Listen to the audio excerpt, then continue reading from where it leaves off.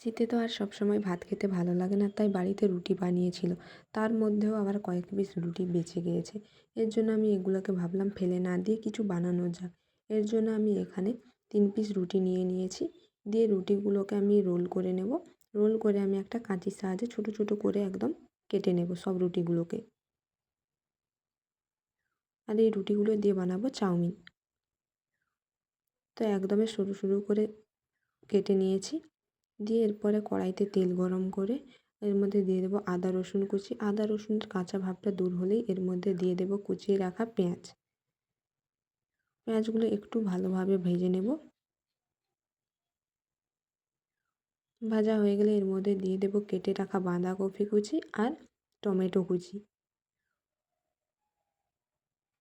ভালোভাবে মাখিয়ে নেব। দিয়ে এর মধ্যে দেবো নুন, হলুদ গুঁড়ো, আর আমি যেহেতু এখানে চাউমিন বানাচ্ছি তাই এখানে আমি চাউমিন মশলাও দিয়েছি।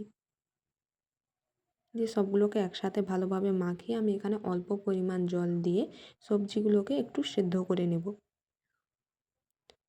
সবজিগুলো ভালোভাবে সেদ্ধ হয়ে গেলেই একটু দিয়ে দেবো এর মধ্যে টমেটো সস। টমেটো সস দিয়ে ভালোভাবে মাখিয়ে নেব। ভালোভাবে মাখানো হয়ে গেলেই আমি কেটে রাখা রুটিগুলো দিয়ে দেবো এর মধ্যে। দিয়ে ভালোভাবে মাখিয়ে নেব সব একসাথে। আর আমি এখানে দিয়েছি সয়া সস আর কুচিয়ে রাখা ধনেপাতা। দিয়ে সবগুলো একসাথে মাখিয়ে নেব। দিয়ে একটা প্লেটে নামিয়ে নেব। খুব সুন্দর হয়েছিল খেতে, কিন্তু তোমরা বাড়িতে একবার বানাও। একদম চাউমিনের মতো হয়েছে।